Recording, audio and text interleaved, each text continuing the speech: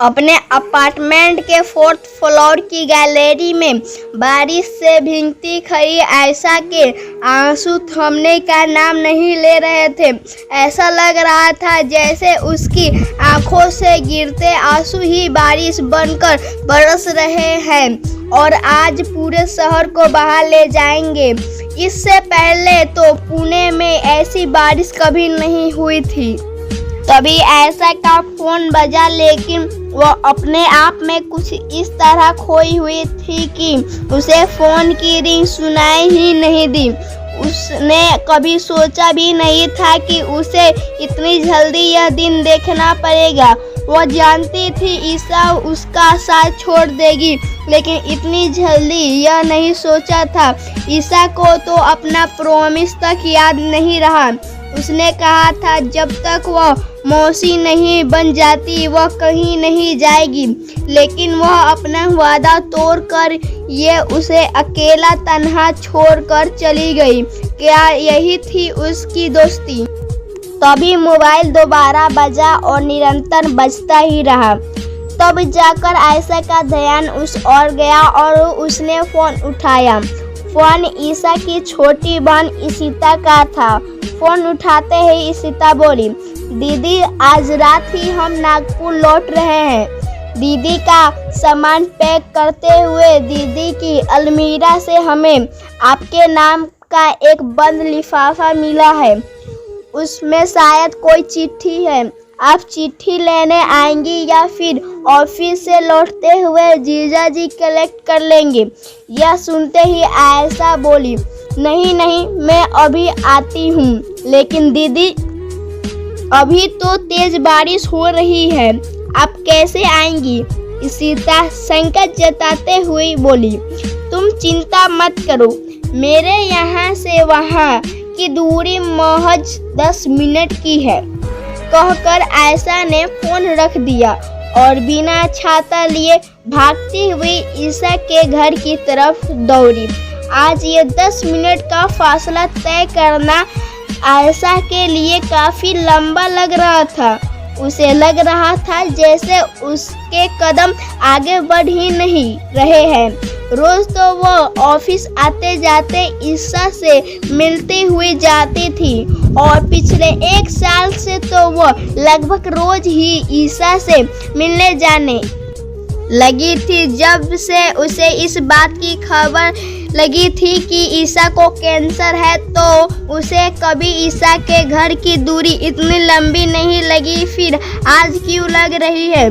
शायद इसलिए कि आज दरवाजे पर मुस्कुराते हुई उसे ईशा नहीं मिलेगी। जब से आयशा ने होश संभाला है तब से ईशा और वो फ्रेंड है। दोनों नागपुर में एक ही सोसाइटी में रहते थे और दोनों का घर भी अलग अलग ही था क्या अब भी है। जब आयशा करीब 7 साल की थी तब ईशा अपनी मम्मी और छोटी बहन इशिता के साथ इस सोसाइटी में शिफ्ट हुई थी। ईशा की मम्मी तलाकशुदा और वर्किंग लेडी थी, इसलिए ईशा और इशिता का ज्यादातर समय आयशा के घर ही बीतता था। आयशा और ईशा हम उम्र थे, इसलिए दोनों के बीच बहुत जल्दी गहरी दोस्ती हो गई। बचपन से ही ईशा बहुत खूबसूरत थी। गोरा रंग, काले घने बाल, नीली नीली आंखें, उसकी आंखें बेहद आकर्षक थी। जो भी उसे देखता उसकी सुंदर आंखों की तारीफ किए बिना नहीं रह पाता।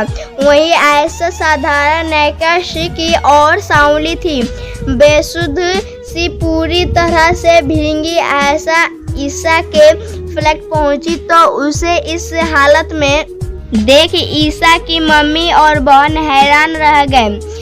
ईशा की मम्मी सामान पैक करना छोड़ दौड़कर आयशा के करीब आकर बोली, यह क्या है आयशा बेटा? हम सब जानते थे ना ईशा को जाना ही है, फिर सच को स्वीकारने में तुम्हें इतनी तकलीफ क्यों हो रही है? आयशा इस बात का कोई जवाब दिए बगैर ईशा की मम्मी से लिपट फूट कर रो पड़ी।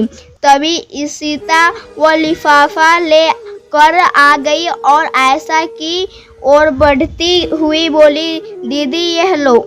आयशा लिफाफा लेकर चुपचाप घर लौट गई। बारिश भी अब थम चुकी थी। घर लौटते वक्त आयशा के मन में इस लिफाफे को लेकर एक बेचैनी सी उठ रही थी।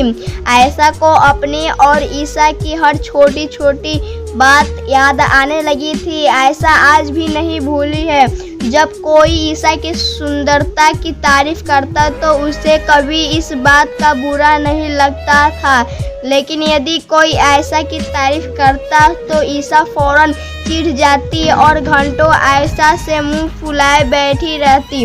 आयशा उसे मनाती, उसका होमवर्क भी कंप्लीट कर देती, तब कहीं जाकर वह मानती।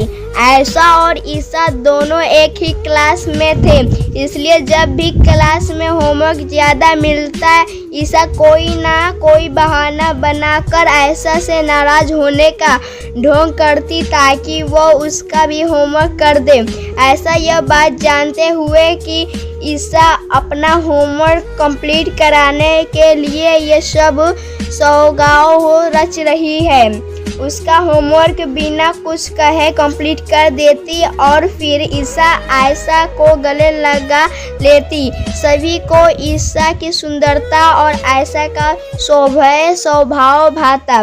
समय अपनी गति से चल रहा था और वक्त के साथ साथ ईशा की खूबसूरती और ज़्यादा मादक होती जा रही थी। ईशा को अपनी खूबसूरती पर गुमान था। आयशा सावली अवश्य थी, लेकिन एक आकर्षक व्यक्तित्व की स्वामिनी थी। ईशा की खूबसूरती के सभी दीवाने थे, लेकिन जहां पढ़ाई या कुशल व्यवहार की बात आती आयशा बाजी मार जाती। लेकिन इन सब के बावजूद दोनों में पक्की दोस्ती थी, इसलिए दोनों ने हाई स्कूल पास आउट होने के बाद एक ही इंजीनियरिंग कॉलेज में एडमिशन ले लिया, जहां उनकी मुलाकात क्षितिज से हुई, जो उन्हीं की आईटी बेंच का सीनियर स्टूडेंट था और कॉलेज का सबसे ज़्यादा हैंडसम, डेशिंग, स्मार्ट और इंटेलिजेंट लड़का था, जिस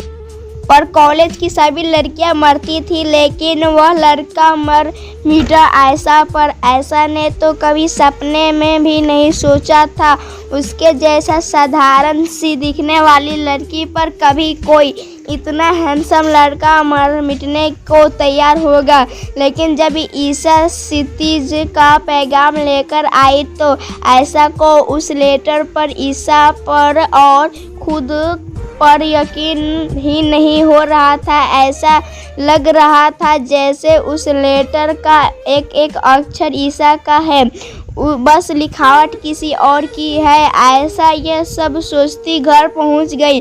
वह अपने पति के आने से पहले इस लेटर को इत्मीनान से अकेले में पढ़ना चाहती थी, क्योंकि उसकी सास को ईशा पसंद नहीं थी। इस वजह से उसके पति भी ईशा से थोड़ी दूरी बनाकर रहते थे, लेकिन उसे कभी ईशा से मिलने, उसके घर जाने या दोस्ती समाप्त करने को नहीं कहा। इसलिए दोनों की दोस्ती पहले जैसी ही चलती रही। लिफाफा खोलते हुए आयशा के हाथ कांपने लगे। उसने जैसे ही लिफाफा खोलकर चिट्ठी निकाली, उसमें से मंगलसूत्र गिरा। आयशा हैरान रह गई। आयशा के इतना मनाने और कहने के बावजूद ईशा ने तो शादी करने से मना कर दिया था। फिर यह मंगलसूत्र उसने क्यों खरीदा था? उसने फौरन उस मंगलसूत्र को उठा लिया और गौर से देखने लगी। यह मंगलसूत्र बिल्कुल वैसा ही था जैसा शादी के बाद पहली रात को उसके पति ने उसे उपहार स्वरूप दिया था। ऐसा सोच में पड़ गई और उसके अंदर एक अजीब सी हलचल मचने लगी। आयशा ने फौरन चिट्ठी खोली और पढ़ने लगी। उसमें लिखा था, डियर आयशा, कभी सोचा ना था कि तुम्हें ये सब लिखना पड़ेगा, लेकिन अगर तुम्हें सच्चाई बताए बगैर मैं तुम्हारी दुनिया से यूँ चली जाती तो शायद मैं अपने आप को कभी माफ़ नहीं कर पाती।